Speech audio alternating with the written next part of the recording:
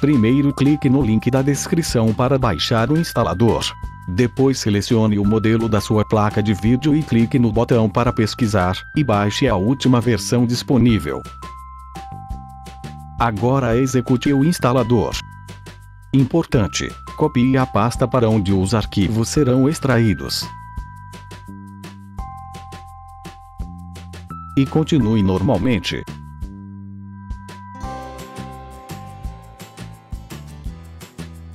Aguarde a verificação de compatibilidade terminar, mas não vamos instalar usando o instalador. Quando terminar, simplesmente minimize o instalador.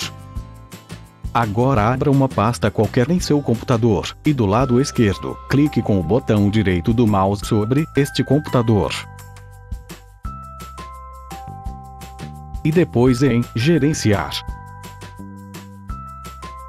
Na janela que se abrir, clique em Gerenciador de dispositivos. Depois, clique na seta em frente de Adaptadores de vidro. Agora clique com o botão direito do mouse sobre sua placa de vidro, e Atualizar driver. Aqui clique na opção Procurar software de driver no computador. Aqui cole o local onde os arquivos do instalador foram extraídos. Pronto. Agora basta aguardar a instalação normalmente, sem erros. Não se esqueça de curtir e se inscrever em nosso canal.